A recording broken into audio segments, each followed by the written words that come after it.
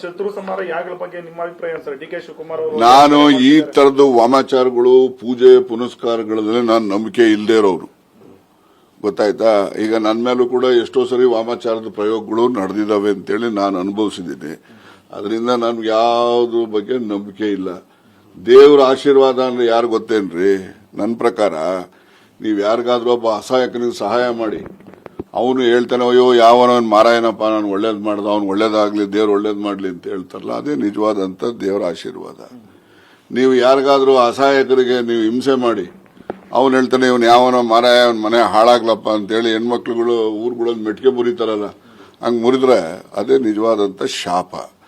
ನಮ್ಮ ಆಶೀರ್ವಾದ ಶಾಪ ಎರಡು ಪಡೆಯೋದಕ್ಕೆ ನಮ್ಮ ದೈನಂದಿನ ಚಟುವಟಿಕೆಗಳಲ್ಲೇ ನಾವು ಪಡಿಬೋದೇ ಹೊರತು ನಾವು ಎಲ್ಲ ದೇವಸ್ಥಾನಕ್ಕೆ ಹಂಗಿದ್ರೆ ಅಲ್ಲಿ ತಿರುಪ್ತಿಗೆ ಹೋಗಿ ಯಾಕಪ್ಪ ಅಷ್ಟು ಜನ ಸತ್ತೋದ್ರು?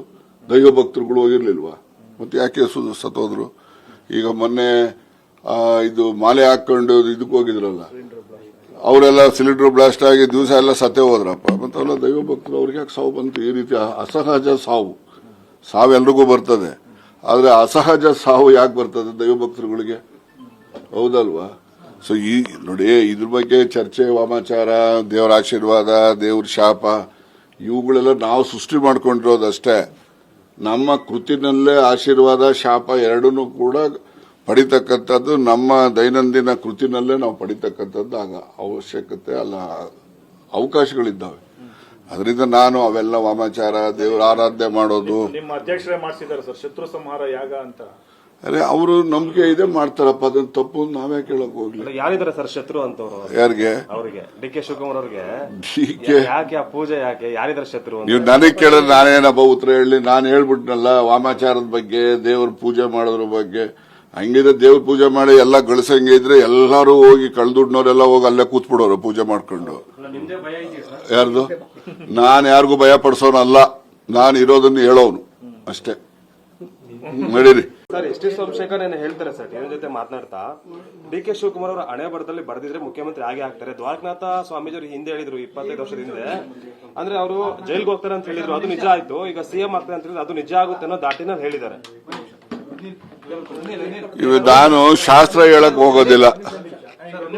ಏನಪ್ಪ ತಿರ್ಗಾ ನಿಮ್ದು ಹೋಗ ನಡೀರಿ.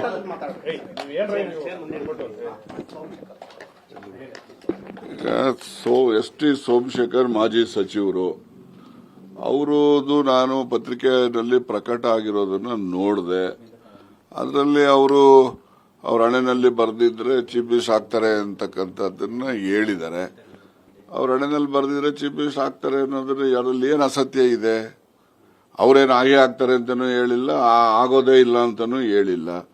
ಅವರು ಅವ್ರ ಹಣೆಯಲ್ಲಿ ಬರೆದ್ರೆ ಎಲ್ಲರೂ ಅಷ್ಟೇನೆ, ಯಾರೇನೇ ಇದ್ರು ಕೂಡ ನಮ್ಮ ಡೆಸ್ಟಿನಿ ಏನಿದೆ ಅದರ ನಿರ್ಣಯ ಆಗಿರ್ತದೆ, ಅದ್ರ ಪ್ರಕಾರ ನಡವಳಿಕೆ ಆಗ್ತದೆ. ಈಗ ಶಿವಕುಮಾರ್ ಅವರು ವಿಧಾನಸಭೆಯಲ್ಲಿ ಒಂದು ಸ್ಟೇಟ್ಮೆಂಟ್ ಮಾಡಿದ್ರು, ನಾನು ಕೃಷ್ಣ ಅವ್ರ ಕಾಲದಲ್ಲಿ ನನ್ನ ಹೆಸರೇ ಇರಲಿಲ್ಲ ಮಂತ್ರಿ ಪಟ್ಟಿನಲ್ಲಿ, ನಾನು ಬೆಳಗಿನ ಜಾವ ಹೋಗಿ ಬಾಗಿಲು ಒದ್ದು ನಾನು ಇಲ್ಲದೆ ನೀವು ಸೇರಿನೇ ಮಾಡಿಕೊಡೋದು ಅಂತ ಹೇಳಿ ನಾನು ಅವತ್ತು ಮಂತ್ರಿಮಂಡಲಕ್ಕೆ ಸೇರ್ಕೊಂಡೆ ಅಂತ ಹೇಳಿದ್ರು. ಅದು ಅವರವರ ಅನುಭವದಲ್ಲಿ ಏನು ನಡೆದಿದೆ ಅದನ್ನು ಹೇಳಿರ್ತಾರೆ. ಹಾಗಾಗಿ ಈಗ ಅವರು ಮಂತ್ರಿ ಆಗೋದು ಬರೆದಿತ್ತು, ಮಂತ್ರಿ ಆದರು. ಕೆಪಿಸಿಸಿ ಅಧ್ಯಕ್ಷರಾಗೋದು ಅವರ ಹಣೆಯಲ್ಲಿ ಬರೆದಿತ್ತು, ಆಗಿದ್ದಾರೆ. ಮುಂದೆ ಸೋಮಶೇಖರ್ ಹೇಳ್ದಂಗೆ ಅವ್ರ ಹಣೆಯಲ್ಲಿ ಬರೆದಿಲ್ಲ, ಮುಖ್ಯಮಂತ್ರಿನೂ ಆಗ್ತಾರೆ. ಅದನ್ನೇನು ತಪ್ಸಕ್ಕೆ ಯಾರ ಕೈಲಿ ಆಗ್ತದೆ? ಅಷ್ಟೇ, ನಾನು ಆಗ್ಬೇಕು ಅನ್ನಂಗಿದ್ರೆ ಆಗ್ತದೆ, ಇಲ್ಲ ಅಂದ್ರೆ ಇಲ್ಲ. ಅದಕ್ಕೋಸ್ಕರ ನಾವೇನು ಅಧ್ಯಕ್ಷಗಿರಿ ಇನ್ನೊಂದು ಮಂತ್ರಿಗಿರಿಗೆ ಅಂಟ್ಕೊಂಡು ಕೂತಿರೋನು ಏನಲ್ಲ. ಬರೋದು ಬರ್ತದೆ, ಹೋಗೋದು ಹೋಗ್ತದೆ. ನಮ್ಮ ಅಪ್ಪನ ಮನೆ ಆಸ್ತಿ ಯಾವುದೇ ರಾಜಕೀಯ ಅಧಿಕಾರ ಅಲ್ಲ. ಜನ ಕೊಡೋ ಅಂತ ಅಧಿಕಾರ. ಆ ಜನ ಕೊಡೋ ಅಂತ ಅಧಿಕಾರ ನಮ್ಮ ಮನೆಯಲ್ಲಿ ಬರೆದಿದ್ರೆ ನಮಗ್ ದೊರಕುತ್ತೆ, ಇಲ್ಲದೆ ಇದ್ರೆ ಇಲ್ಲ. ಯಾರು? ನಾನು ಮುಂದೆ ಎಲೆಕ್ಷನ್ಗೆ ನಿಲ್ಲಲ್ಲ ಅಂತ ಹೇಳ್ಬಿಟ್ಟಿದ್ದೀನಿ. ತಿರುಗಿ ನಾನು ಸಿಎಂ ಕೇಳಕ್ ಹೋಗ್ತದೆ. ನಾ ಮಂತ್ರಿಗಿರಿನೂ ಕೂಡ ನಾಳೆ ಬೇಕಿಲ್ಲಪ್ಪ ನೀನು ರಾಜೀನಾಮೆ ಕೊಡು ಅಂದ್ರೆ ಈ ಕೂಡಲೇ ಕೊಟ್ಬಿಡ್ತೀನಿ. ನನಗೇನು ಮಂತ್ರಿಗಿರಿಗೂ ನಾನೇನು ಅಂಟ್ಕೊಂಡು ಕೂತಿರೋನಲ್ಲ, ಮುಂದೆ ಚುನಾವಣೆಗೂ ನಿಲ್ಲೋನಲ್ಲ. ಇನ್ನೇನಿದೆ ನಮ್ದು? ಈಗ ಸರ್ ಸನ್ನಿವೇಶ ಬಂದ್ರೆ ಯಾವುದಕ್ಕೆ ಮುಖ್ಯಮಂತ್ರಿ ಆಗಬೇಕು ರಾಜಣ್ಣ ನಾವು ನೋಡಿ, ಯಾವಾಗಲೂ ಕೂಡ ನಮ್ಮ ಇತಿ ಮಿತಿ ಮತ್ತೆ ನಾವು ಏನೆಲ್ಲ ಸಾಧ್ಯತೆ ಇದ್ದೇವೆ ಅಂತಕ್ಕಂಥದ್ದು ನಮಗೆ ಗೊತ್ತಿರೋವಾಗ ನಾವ್ಯಾಕಪ್ಪ ಕೇಳಕ್ಕಾಗ್ತದೆ?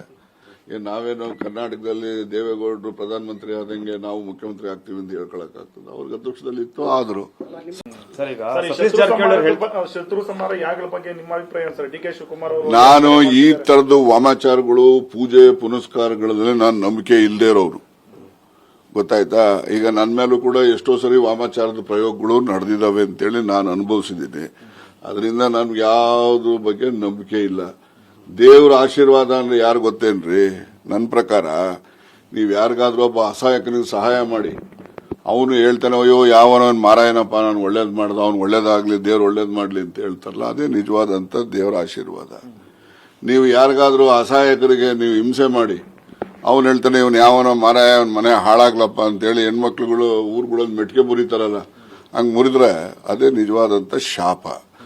ನಮ್ಮ ಆಶೀರ್ವಾದ, ಶಾಪ ಎರಡು ಪಡೆಯೋದಕ್ಕೆ ನಮ್ಮ ದೈನಂದಿನ ಚಟುವಟಿಕೆಗಳಲ್ಲೇ ನಾವು ಪಡಿಬೋದೇ ಹೊರತು ನಾವು ಎಲ್ಲ ದೇವಸ್ಥಾನಕ್ಕೆ ಹಂಗಿದ್ರೆ ಅಲ್ಲಿ ತಿರುಪತಿಗೆ ಹೋಗಿ ಯಾಕಪ್ಪ ಅಷ್ಟು ಜನ ಸತ್ತೋದ್ರು? ದೈವ ಭಕ್ತರುಗಳು ಹೋಗಿರ್ಲಿಲ್ವಾ? ಮತ್ತೆ ಯಾಕೆ ಸತ್ತೋದ್ರು? ಈಗ ಮೊನ್ನೆ ಇದು ಮಾಲೆ ಹಾಕೊಂಡು ಇದಕ್ಕೆ ಹೋಗಿದ್ರಲ್ಲ, ಅವರೆಲ್ಲ ಸಿಲಿಂಡರ್ ಬ್ಲಾಸ್ಟ್ ಆಗಿ ದಿವಸ ಎಲ್ಲ ಸತ್ತೇ ಹೋದ್ರಪ್ಪ. ಮತ್ತೆ ಅವೆಲ್ಲ ದೈವ ಭಕ್ತರು, ಅವ್ರಿಗೆ ಯಾಕೆ ಸಾವು ಬಂತು? ಈ ರೀತಿ ಅಸಹಜ ಸಾವೆಲ್ರಿಗೂ ಬರ್ತದೆ, ಆದ್ರೆ ಅಸಹಜ ಸಾವು ಯಾಕೆ ಬರ್ತದೆ ದೈವ ಭಕ್ತರುಗಳಿಗೆ? ಹೌದಲ್ವಾ? ಸೊ ಈ ನೋಡಿ, ಇದ್ರ ಬಗ್ಗೆ ಚರ್ಚೆ, ವಾಮಾಚಾರ, ದೇವರ ಆಶೀರ್ವಾದ, ದೇವ್ರ ಶಾಪ, ಇವುಗಳೆಲ್ಲ ನಾವು ಸೃಷ್ಟಿ ಮಾಡ್ಕೊಂಡಿರೋದಷ್ಟೇ. ನಮ್ಮ ಕೃತಿನಲ್ಲೇ ಆಶೀರ್ವಾದ, ಶಾಪ ಎರಡನ್ನೂ ಕೂಡ ಪಡಿತಕ್ಕಂಥದ್ದು ನಮ್ಮ ದೈನಂದಿನ ಕೃತಿನಲ್ಲೇ ನಾವು ಪಡಿತಕ್ಕಂಥದ್ದು ಅವಶ್ಯಕತೆ ಅಲ್ಲ, ಅವಕಾಶಗಳಿದ್ದಾವೆ.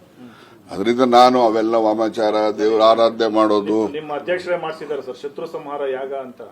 ಅರೆ, ಅವರು ನಂಬಿಕೆ ಇದೆ, ಮಾಡ್ತಾರಪ್ಪ, ಅದನ್ನ ತಪ್ಪು ನಾವೇ ಕೇಳಕ್ ಹೋಗ್ಲಿ. ಯಾರಿದ್ದಾರೆ ಸರ್ ಶತ್ರು ಅಂತವ್ರು? ಯಾರಿಗೆ? ಅವರಿಗೆ, ಡಿ ಕೆ ಶಿವಕುಮಾರ್ ಅವ್ರಿಗೆ. ಡಿಕೆ ಯಾಕೆ ಆ ಪೂಜೆ, ಯಾಕೆ ಯಾರಿದ್ದಾರೆ ಶತ್ರು ಅಂತ? ನೀವು ನನಗೆ ಕೇಳಿದ್ರೆ ನಾನೇನಪ್ಪ ಉತ್ತರ ಹೇಳಿ? ನಾನು ಹೇಳ್ಬಿಟ್ನಲ್ಲ ವಾಮಾಚಾರದ ಬಗ್ಗೆ, ದೇವ್ರ ಪೂಜೆ ಮಾಡೋದ್ರ ಬಗ್ಗೆ. ಹಂಗಿದ್ರೆ ದೇವ್ರ ಪೂಜೆ ಮಾಡಿ ಎಲ್ಲ ಗಳಿಸಂಗೆ ಇದ್ರೆ ಎಲ್ಲರೂ ಹೋಗಿ ಕಳ್ದುಡ್ನವ್ರೆಲ್ಲ ಹೋಗಿ ಅಲ್ಲೇ ಕೂತ್ಬಿಡೋರು ಪೂಜೆ ಮಾಡ್ಕೊಂಡು. ಯಾರ್ದು? ನಾನು ಯಾರಿಗೂ ಭಯ ಪಡಿಸೋನಲ್ಲ, ನಾನು ಇರೋದನ್ನ ಹೇಳೋನು ಅಷ್ಟೇ. ನಡೀರಿ ಸರ್, ಎಸ್ ಟಿ ಸೋಮಶೇಖರ್ ಏನು ಹೇಳ್ತಾರೆ ಸರ್ ಟಿವಿ ಜೊತೆ ಮಾತನಾಡ್ತಾ, ಡಿ ಕೆ ಶಿವಕುಮಾರ್ ಅವರ ಹಣೆ ಬರದಲ್ಲಿ ಬರೆದಿದ್ರೆ ಮುಖ್ಯಮಂತ್ರಿ ಆಗೇ ಆಗ್ತಾರೆ. ದ್ವಾರಕನಾಥ ಸ್ವಾಮೀಜಿಯವರು ಹಿಂದೆ ಹೇಳಿದ್ರು 25 ವರ್ಷದ ಹಿಂದೆ, ಅಂದ್ರೆ ಅವರು ಜೈಲ್ಗೆ ಹೋಗ್ತಾರೆ ಅಂತ ಹೇಳಿದ್ರು, ಅದು ನಿಜ ಆಯ್ತು. ಈಗ ಸಿಎಂ ಆಗ್ತಾರೆ ಅಂತ ಹೇಳಿದ್ರೆ ಅದು ನಿಜ ಆಗುತ್ತೆ ಅನ್ನೋ ದಾಟಿನಲ್ಲಿ ಹೇಳಿದ್ದಾರೆ. ಇವ್ ನಾನು ಶಾಸ್ತ್ರ ಹೇಳಕ್ ಹೋಗೋದಿಲ್ಲ. ಏನಪ್ಪ ತಿರ್ಗಾ ನಿಮ್ದು ಹೋಗ ನಡೀರಿ.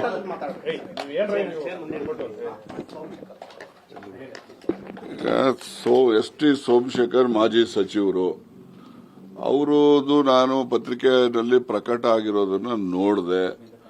ಅದರಲ್ಲಿ ಅವರು ಅವ್ರ ಹಣೆನಲ್ಲಿ ಬರೆದಿದ್ರೆ ಚೀಫ್ ಮಿನಿಸ್ಟರ್ ಆಗ್ತಾರೆ ಅಂತಕ್ಕಂಥದ್ದನ್ನ ಹೇಳಿದ್ದಾರೆ. ಅವ್ರ ಹಣೆನಲ್ಲಿ ಬರೆದಿದ್ರೆ ಚೀಫ್ ಮಿನಿಸ್ಟರ್ ಆಗ್ತಾರೆ ಅನ್ನೋದ್ರ ಅದರಲ್ಲಿ ಏನು ಅಸತ್ಯ ಇದೆ? ಅವ್ರೇನು ಹಾಗೆ ಆಗ್ತಾರೆ ಅಂತಾನೂ ಹೇಳಿಲ್ಲ, ಆಗೋದೇ ಇಲ್ಲ ಅಂತಾನೂ ಹೇಳಿಲ್ಲ. ಅವರು ಅವ್ರ ಹಣೆನಲ್ಲಿ ಬರೆದ್ರೆ ಎಲ್ಲರೂ ಅಷ್ಟೇನೆ, ಯಾರೇನೇ ಇದ್ರು ಕೂಡ ನಮ್ಮ ಡೆಸ್ಟಿನಿ ಏನಿದೆ ಅದರ ನಿರ್ಣಯ ಆಗಿರ್ತದೆ, ಅದ್ರ ಪ್ರಕಾರ ನಡವಳಿಕೆ ಆಗ್ತದೆ. ಈಗ ಶಿವಕುಮಾರ್ ಅವರು ವಿಧಾನಸಭೆಯಲ್ಲಿ ಒಂದು ಸ್ಟೇಟ್ಮೆಂಟ್ ಮಾಡಿದ್ರು, ನಾನು ಕೃಷ್ಣ ಅವ್ರ ಕಾಲದಲ್ಲಿ ನನ್ನ ಹೆಸರೇ ಇರಲಿಲ್ಲ ಮಂತ್ರಿ ಪಟ್ಟಿನಲ್ಲಿ, ನಾನು ಬೆಳಗಿನ ಜಾವ ಹೋಗಿ ಬಾಗಿಲು ಒದ್ದು ನಾನು ಇಲ್ಲದೆ ನೀವು ಸೇರಿನೇ ಮಾಡಿಕೊಡೋದು ಅಂತ ಹೇಳಿ ನಾನು ಅವತ್ತು ಮಂತ್ರಿಮಂಡಲಕ್ಕೆ ಸೇರ್ಕೊಂಡೆ ಅಂತ ಹೇಳಿದ್ರು. ಅದು ಅವರವರ ಅನುಭವದಲ್ಲಿ ಏನು ನಡೆದಿದೆ ಅದನ್ನು ಹೇಳಿರ್ತಾರೆ. ಹಾಗಾಗಿ ಈಗ ಅವರು ಮಂತ್ರಿ ಆಗೋದು ಬರೆದಿತ್ತು, ಮಂತ್ರಿ ಆದರು. ಕೆಪಿಸಿಸಿ ಅಧ್ಯಕ್ಷರಾಗೋದು ಅವರ ಹಣೆಯಲ್ಲಿ ಬರೆದಿತ್ತು, ಆಗಿದ್ದಾರೆ. ಮುಂದೆ ಸೋಮಶೇಖರ್ ಹೇಳ್ದಂಗೆ ಅವ್ರ ಹಣೆಯಲ್ಲಿ ಬರೆದಿಲ್ಲ, ಮುಖ್ಯಮಂತ್ರಿನೂ ಆಗ್ತಾರೆ. ಅದನ್ನೇನು ತಪ್ಸಕ್ಕೆ ಯಾರ ಕೈಲಿ ಆಗ್ತದೆ? ಅಷ್ಟೇ, ನಾನು ಆಗ್ಬೇಕು ಅನ್ನಂಗಿದ್ರೆ ಆಗ್ತದೆ, ಇಲ್ಲ ಅಂದ್ರೆ ಇಲ್ಲ. ಅದಕ್ಕೋಸ್ಕರ ನಾವೇನು ಅಧ್ಯಕ್ಷಗಿರಿ ಇನ್ನೊಂದು ಮಂತ್ರಿಗಿರಿಗೆ ಅಂಟ್ಕೊಂಡು ಕೂತಿರೋನು ಏನಲ್ಲ. ಬರೋದು ಬರ್ತದೆ, ಹೋಗೋದು ಹೋಗ್ತದೆ. ನಮ್ಮ ಅಪ್ಪನ ಮನೆ ಆಸ್ತಿ ಯಾವುದೇ ರಾಜಕೀಯ ಅಧಿಕಾರ ಅಲ್ಲ. ಜನ ಕೊಡೋ ಅಂತ ಅಧಿಕಾರ. ಆ ಜನ ಕೊಡೋ ಅಂತ ಅಧಿಕಾರ ನಮ್ಮ ಮನೆಯಲ್ಲಿ ಬರೆದಿದ್ರೆ ನಮಗ್ ದೊರಕುತ್ತೆ, ಇಲ್ಲದೆ ಇದ್ರೆ ಇಲ್ಲ. ಯಾರು? ನಾನು ಮುಂದೆ ಎಲೆಕ್ಷನ್ಗೆ ನಿಲ್ಲಲ್ಲ ಅಂತ ಹೇಳ್ಬಿಟ್ಟಿದ್ದೀನಿ. ತಿರುಗಿ ನಾನು ಸಿಎಂ ಕೇಳಕ್ ಹೋಗ್ತೇನೆ. ನಾನು ಮಂತ್ರಿಗಿರಿನೂ ಕೂಡ ನಾಳೆ ಬೇಕಿಲ್ಲಪ್ಪ ನೀನು ರಾಜೀನಾಮೆ ಕೊಡು ಅಂದ್ರೆ ಈ ಕೂಡಲೇ ಕೊಟ್ಬಿಡ್ತೀನಿ. ನನಗೇನು ಮಂತ್ರಿಗಿರಿಗೂ ನಾನೇನು ಅಂಟ್ಕೊಂಡು ಕೂತಿರೋನಲ್ಲ, ಮುಂದೆ ಚುನಾವಣೆಗೂ ನಿಲ್ಲೋನಲ್ಲ. ಇನ್ನೇನಿದೆ ನಮ್ದು? ಅಲ್ಲ ಈಗ ಸರ್ ಈಗ ಏನಾದ್ರು ಅಂತ ಸನ್ನಿವೇಶ ಬಂದ್ರೆ ಯಾವುದಕ್ಕೆ ಮುಖ್ಯಮಂತ್ರಿ ಆಗ್ಬೇಕು ರಾಜಣ್ಣ ಅವರು. ನಾವು ನೋಡಿ ಯಾವಾಗಲೂ ಕೂಡ ನಮ್ಮ ಇತಿ ಮಿತಿ ಮತ್ತೆ ನಾವು ಏನೆಲ್ಲ ಸಾಧ್ಯತೆ ಇದ್ದೇವೆ ಅಂತಕ್ಕಂಥದ್ದು ನಮಗೆ ಗೊತ್ತಿರೋವಾಗ ನಾವ್ಯಾಕಪ್ಪ ಕೇಳಕ್ಕಾಗ್ತದೆ?